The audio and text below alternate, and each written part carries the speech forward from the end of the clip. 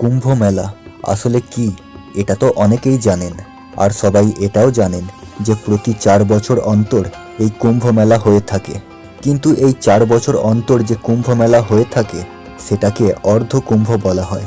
কিন্তু বন্ধুরা, আপনারা কি জানেন এই অর্ধ কুম্ভ যখন 4 বছর অন্তর অন্তর 3 বার আয়োজন করা হয়, অর্থাৎ 3 4 12 বছর পর যে কুম্ভ মেলার আয়োজন করা হয় সেটাকে বলা হয় পূর্ণ কুম্ভ। আর এই পূর্ণ কুম্ভ প্রতি 12 বছর অন্তর হয়ে থাকে এবং এই পূর্ণ কুম্ভ প্রতি 12 বছর চলতে চলতে যখন 12তম বার উত্তীর্ণ হয়, অর্থাৎ 144 বছর পর হয়ে থাকে মহাকুম্ভ। আর এই মহাকুম্ভ যে কোনো মানুষের জীবনে মাত্র একবারই আসে। কুম্ভ অর্থাৎ কলস, আর এই কলসকে ঘিরে হিন্দু ধর্মের অন্যতম মহা উৎসব কুম্ভ মেলা। আর এটা ইতিমধ্যে 13ই জানুয়ারি 2025 আরম্ভ হয়ে গেছে। ধারণা করা হয়েছে এবারের এই মহাকুম্ভে 40 কোটিরও বেশি মানুষের সমাগম হতে পারে। শুধু ভারত থেকে নয়, পৃথিবীর বিভিন্ন দেশ থেকে বিভিন্ন জাতের, বিভিন্ন ধর্মের, বিভিন্ন বর্ণের মানুষ এই মেলায় আসে এবং ইতিমধ্যে আসতেও শুরু করে দিয়েছে। এই মেলায় জাতিভেদের কোনো জায়গা নেই। এটা সনাতন ধর্মের অত্যন্ত পবিত্র একটি উৎসব।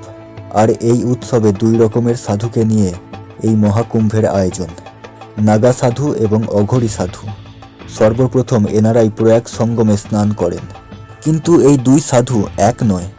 নাগা সাধুরা, যাদেরকে নাগা সন্ন্যাসী বলা হয়, তারা আখড়ায় থাকে এবং আখড়ার যোগ্য ব্যক্তিকে গুরু বলে মনে করেন এবং তার নির্দেশেই বাকি সকল নাগা সাধুরা তাদের ধর্মীয় নিয়ম পালন করে থাকে। এবং নাগা সাধুরা সনাতন ধর্মীয় রীতি নিয়ম পালন করার পাশাপাশি অস্ত্রবিদ্যাতেও পারদর্শী। আর অঘরী সাধুরা ভগবান শিবকেই তাদের গুরু বলে মনে করেন এবং এনারা সারাটা জীবন শুধু দেবাদিদেব মহাদেবের আরাধনা করে থাকেন। কিন্তু অঘরী সাধুরা যুদ্ধে বিশ্বাসী নয়। মনে করা হয় এই মহাকুম্ভে মানুষের পাশাপাশি দেবতারাও ছদ্মবেশে এই পবিত্র স্থানে স্নান করতে আসেন।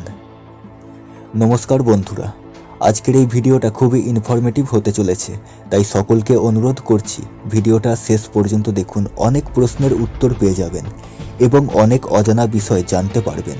আর যদি ভিডিওটা ভালো লাগে অবশ্যই একটা লাইক দেবেন এবং এই চ্যানেলটিকে অবশ্যই সাবস্ক্রাইব করে রাখবেন।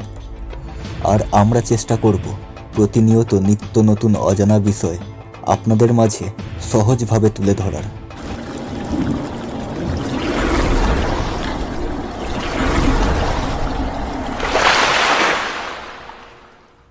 আগেই বলেছি, এই মহাকুম্ভ হচ্ছে পৃথিবীর সকল হিন্দুদের জন্য অত্যন্ত পবিত্র একটি উৎসব এবং এটি হিন্দুদের এমনই একটি মহা উৎসব যেটা পৃথিবীর বাইরে স্যাটেলাইট থেকেও এই কুম্ভ মেলার ছবি দেখা যায়। শুধু হিন্দু নয়, বিভিন্ন ধর্মের মানুষ পৃথিবীর 4 প্রান্ত থেকে এই উৎসবে যোগ দিয়ে থাকে। আর এবারের এই উৎসব অন্যবারের থেকে আলাদা, কারণ এটি হচ্ছে মহাকুম্ভ। 144 বছর পর এই মহাকুম্ভের আয়োজন উত্তরপ্রদেশের প্রয়াগরাজ সঙ্গমের তীরে, যেখানে গঙ্গা, যমুনা, সরস্বতী, হিন্দু ধর্মের 3টি পবিত্র নদীর মিলনস্থল এই প্রয়াগরাজ সঙ্গম। 13ই জানুয়ারি থেকে 26শে ফেব্রুয়ারি পর্যন্ত স্থায়ী থাকবে এই মহাকুম্ভের উৎসব। ইতিমধ্যে এই মহাকুম্ভে যোগদান করেছেন বিভিন্ন সাধু, সন্ন্যাসী ও মুনি ঋষিরা। কুম্ভ মেলা 4টি শহরে হয়: উজ্জয়িনী, নাসিক, হরিদ্বার এবং প্রয়াগরাজ। এই মহাকুম্ভ শুরু হয় পৌষ পূর্ণিমার স্নানের মাধ্যমে আর শেষ হয় শিবরাত্রির স্নানের মাধ্যমে। এই কুম্ভ মেলাকে নিয়ে 2টি কাহিনী প্রচলিত আছে: সর্প ও গরুড়ের যুদ্ধ এবং সমুদ্র মন্থন। সর্প ও গরুড়ের যুদ্ধ। কাশ্যপ নামে এক ঋষিমণি ছিলেন। তার ছিল 2 স্ত্রী আর তারা ছিল একে অপরের আপন বোন। তাদের নাম মাতা কদ্দুর এবং মাতা বিনিতা। একদিন কদ্দুর ঋষি কশ্যপের কাছে বর চাইলেন, তার 100টি বিষধর পুত্র চাই, এবং সেইটা দেখে সেই ঋষি কশ্যপের দ্বিতীয় স্ত্রী বিনিতাও বর চাইলেন। বিনিতা বর চেয়েছিলেন তার 2টি পুত্র চাই, তবে সেই 2টি পুত্র কদ্দুরের 100 বিষধর পুত্রের থেকেও যেন ক্ষমতাবান হয়। ঋষি কশ্যপ দুজনকেই সেই বর দিয়েছিলেন। এদিকে কদ্দুরের ডিম ফুটে বেরিয়ে আসে 100 বিষধর সাপ। সেইটা দেখে মাতা বিনিতা অধৈর্য হয়ে পড়ে এবং তার 2টি ডিমের মধ্যে একটি ডিমকে ভেঙে ফেলে এবং সেই ডিম থেকে অর্ধ দেহ অবস্থায় বেরিয়ে আসে এক শিশু, আমরা যাকে অরুণ নামে চিনে থাকি, সূর্যদেবের সারথি। এবং তার কয়েককাল পরে দ্বিতীয় ডিম ফুটে বেরিয়ে আসে মানব দেহ এবং পাখির মাথা বিশিষ্ট এক ক্ষমতাবান শিশু, যার নাম রাখা হয় গরুড়।